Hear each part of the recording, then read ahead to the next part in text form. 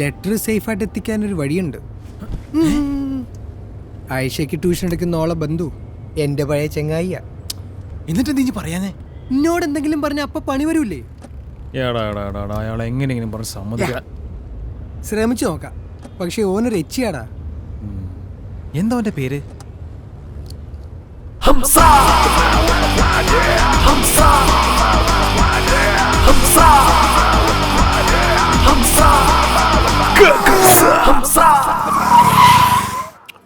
ഇമ്മാരി ചൊക്കിളി പരിപാടിയായിട്ട് എൻ്റെ അടുത്ത് വരണം ഞാൻ പറഞ്ഞിട്ടുണ്ട്. എന്താ അബ്ദുൽ ഖാദറിന്റെ അടി പേടിച്ചിട്ടാ? അബ്ദുൽ ഖാദറിന്റെ അടിയും വടിയൊന്നും എനിക്ക് പേടിയില്ല. എൻ്റെ ഉപ്പാൻ്റെ പൈസ കൊണ്ട് ബിസിനസ് തുടങ്ങിയാണ് ഓനിപ്പോൾ വലിയ അണ്ടർപണ്ടറൊക്കെ ആയിരിക്കും. പക്ഷേ എനിക്ക് പുല്ല്. ഡാ, ഇവൻ ഈ പറഞ്ഞ എല്ലാം റെക്കോർഡായിട്ടില്ലേ? എല്ലാം റെക്കോർഡായിട്ടുണ്ട്. ചെക്ക് ചെയ്യണോ? വേണ്ട. അളിയ നമ്മളൊക്കെ ഫ്രണ്ട്സ് അല്ലേ അളിയ?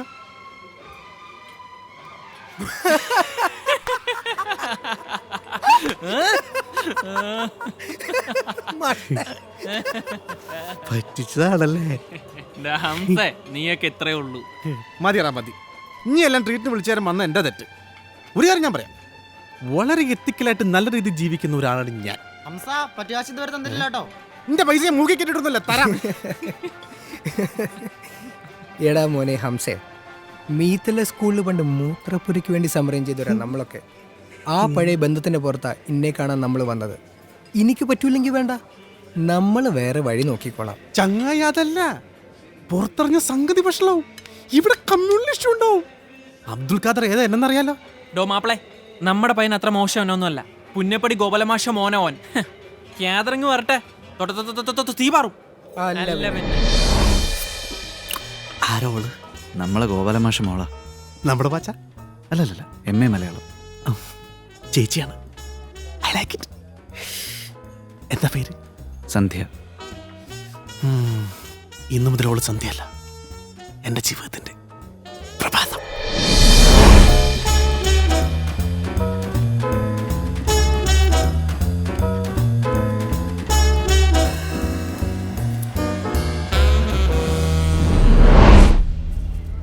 പ്രേമസുരഭിലമായ എൻ്റെ യൗവനത്തിലേക്ക് ഞാൻ നിന്നെ ക്ഷണിക്കട്ടെ? ഞാൻ ചെരുപ്പെടുക്കട്ടെ? കണ്ണീച്ചോരില്ലാണ്ട് ഇങ്ങനെ പ്രതികരിക്കരുത്. മാസങ്ങളായിട്ട് പുറകെ നടക്കുക ഞാൻ. 4 കിലോ കുറഞ്ഞു, 2 ചെരുപ്പ് പൊട്ടി. അതൊന്നും നിനക്ക് പ്രശ്നമല്ല. ജാതിയുടെയും മതത്തിന്റെയും വേലിക്കെട്ടുകൾ പൊട്ടിച്ചെറിഞ്ഞുകൊണ്ട് നീ എനിക്ക് എന്റെ സ്നേഹം താ. മിക്കവാറും എനിക്ക് കിട്ടും. സത്യം എനിക്കൊരാങ്ങളയുണ്ട്, വിനോദ്. ഓന്റെ അടുത്ത് എനിക്ക് കിട്ടും. അതെനക്ക് വേണ്ട. ദയവ് ഇതെന്നെ ഇങ്ങനെ ബുദ്ധിമുട്ടിക്കരുത് പ്ലീസ്. നാട്ടിൽ ആരെങ്കിലും അറിഞ്ഞ പിന്നെ ഒത്തും മതി. നാട്ടുകാരെ പിടിച്ചിട്ടാണോ? നാട്ടുകാരെന്ത് വേണേ പറഞ്ഞോട്ടെ സന്ധ്യ. അവരെന്തെങ്കിലും പറഞ്ഞാ പിന്നെ എന്റെ അന്ത്യായിരിക്കും. എന്താ നിന്നുള്ളത്? ഇരിക്കുന്നേ.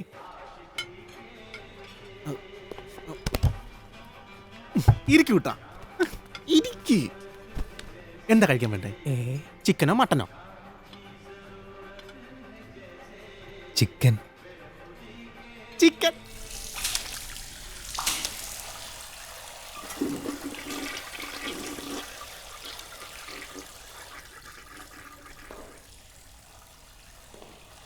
സോപ്പ് എണ്ണമയുണ്ടോ? ഓ, ടിഷ്യൂ പേപ്പർ ഇട്ടിട്ടെ? വേണ്ട. ഇനി എന്ത് വേണമെങ്കിലും എന്നോട് പറഞ്ഞാൽ മതി. എന്തിനും ഞാൻ കൂടെ ഉണ്ടാവും. ഇവിടെ എല്ലാം ഓക്കെയാണ് എസ് ഐ സാറേ. എൻ്റെ ഇളയ മോൻ്റെ മുറിയിൽ വിനോദ് താമസം തുടങ്ങി കഴിഞ്ഞു. നിങ്ങൾ ഫോൺ വെക്കേ. എന്താ എഴുതുക? ഒരു ഐഡിയ കിട്ടുന്നില്ലല്ലോ. എഴുതുന്ന ഓരോ അക്ഷരത്തിലും നിന്റെ മനസ്സുണ്ടാവണം.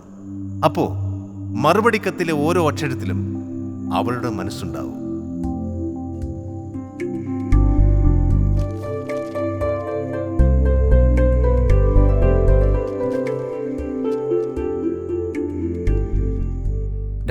ഇനി അവളുടെ കൈ കൊടുത്തിട്ട് സ്റ്റെൻസിൽ എന്ന് പറയണം. സ്റ്റെപ്സിൽസ്. സ്റ്റെൻസിൽ. ഓക്കെ. ഞാനിത് ഓളാക്കി കൊടുത്തിട്ട് സ്റ്റെൻസിൽ എന്ന് പറയണം. അപ്പം ഇത് വാങ്ങിച്ചിട്ട് ഓൾ എന്നോട് ഇങ്ങോട്ട് എന്തെങ്കിലും പറയുമോ? ഇങ്ങോട്ട് എന്ത് പറയാനാണ്? ഇനി ഇത് കൊടുത്താൽ മതി.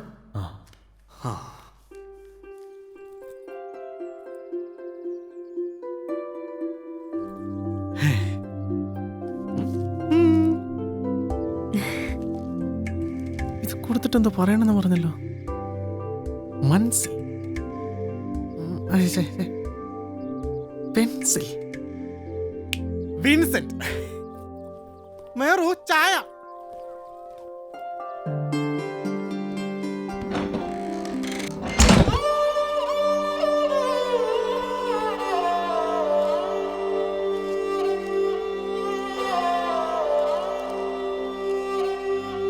ഏറ്റവും പ്രിയപ്പെട്ട ആയിഷ, ഉള്ളു തുറക്കാൻ ആവശ്യമായ എഴുത്തും വായനയും പഠിപ്പിക്കാൻ ശ്രമിച്ച അധ്യാപകരെ അവഗണിച്ചതിൽ ഞാനിന്ന് ഖേദിക്കുന്നു.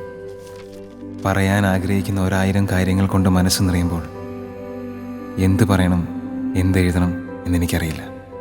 ഒരു കാര്യം ഉറപ്പ്, തട്ടമിട്ട നിന്റെ മുഖമാണ് ഇന്നെന്നെ മുന്നോട്ടുള്ള ജീവിതത്തിലേക്ക് വഴിതെളിക്കുന്നത്.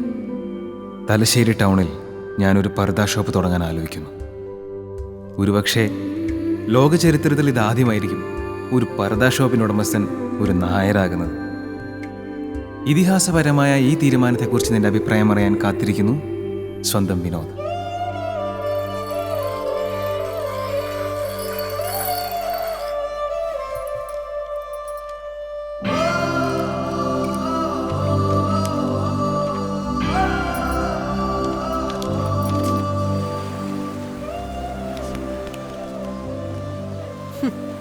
ഒരു പിള്ളേർ വരെ SMS ഇമെയിൽ അയച്ചെടുക്കുന്ന ഈ കാലത്ത് ഒരുത്തനിങ്ങനെ കത്തിന് വേണ്ടി വെയിറ്റ് ചെയ്യുക കാണാൻ തന്നെ എന്തൊരു സുഖം, എന്തൊരു ഗുഹാതുരിതം.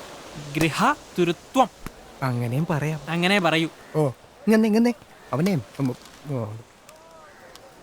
എന്തൊരു ശുഷ്കാന്തി. +2 റിസൾട്ട് വന്നപ്പോൾ പോലും ഇവന് ഇത്രയും ശുഷ്കാന്തി കണ്ടിട്ടില്ല. ഹംസ വരുന്നു. കാലഘട്ടം മൊത്തത്തിൽ മാറി പോലുണ്ടല്ലോ അളിയാ.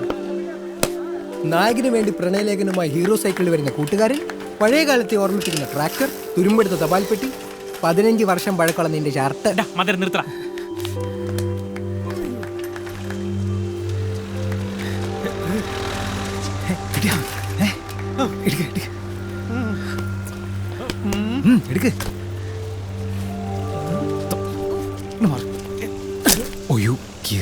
സോറി. നമ്മൾ തമ്മിൽ സോറിയൊക്കെ വേണം അളിയാ. ഇതാണോ?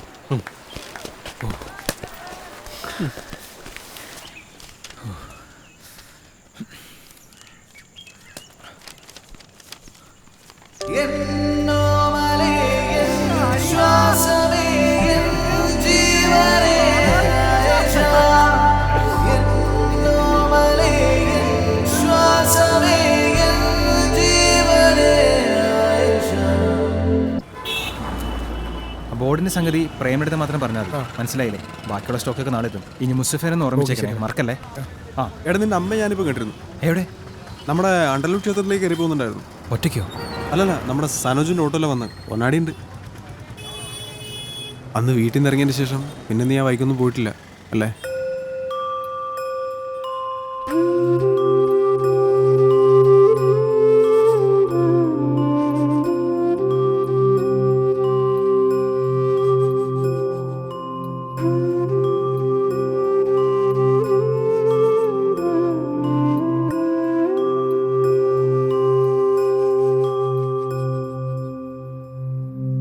ഈ അമ്പലം പകലും തുറക്കും കേട്ടോ.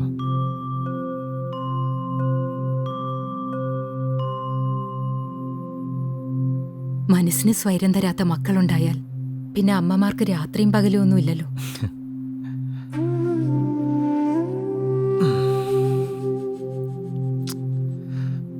ഭക്ഷണം കഴിച്ചാ? ഇല്ല. എന്നെ പ്രസവിച്ചത് അമ്മയ്ക്ക് ഭയങ്കര നഷ്ടക്കച്ചവടമായി പോയല്ലേ? നിന്റെ അച്ഛന്റെ അതേ ചിരിയാടാ നിനക്ക്. SN കോളേജിൽ വെച്ച് എന്നെ റാഗ് ചെയ്യുന്നോട്ട് ഞാൻ കാണുന്ന ആ ചിരി നീ വീട്ടിൽ നിന്ന് ഇറങ്ങിപ്പോകുന്ന ദിവസം വരെ അതുണ്ടായിരുന്നു. ഓരോ ദിവസം കാലത്തെ എണീക്കുമ്പോൾ പത്രവും ചായയായിട്ട് നീ വരുന്നുണ്ടോന്നിങ്ങനെ നോക്കിയിരിക്കും.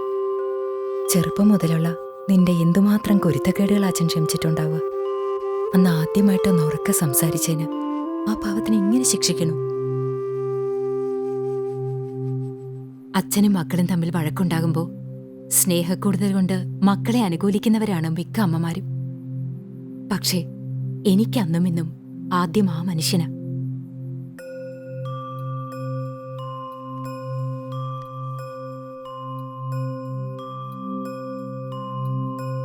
സ്വന്തം വീട്ടിലേക്ക് തിരിച്ചു വരാൻ നിനക്കാരുടെ അനുവാദം ആവശ്യമില്ല.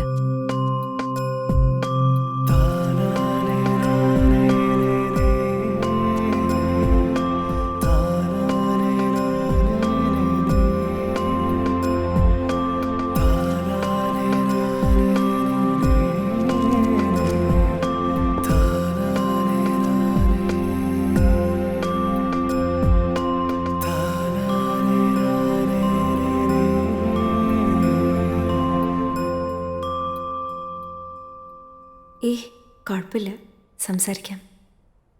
ഇല്ല, അവരൊക്കെ പുറത്തു പോയിരിക്കുക. പർദ്ദ ഷോപ്പിൻ്റെ ഉദ്ഘാടനം വെള്ളിയാഴ്ച ഉച്ചയ്ക്കാക്കാൻ പറ്റുമോ വിനോദ്? ഉപ്പയും മുത്താപ്പയും പള്ളിയിൽ പോകുന്ന സമയത്ത് എനിക്ക് ഇറങ്ങാൻ പറ്റും. 1 മണിക്കൂറിനുള്ളിൽ എനിക്ക് തിരിച്ചെത്തിയാൽ മതി. നോക്കിയിട്ട് ഹംസയെടുത്ത് പറയുമോ? ശരി.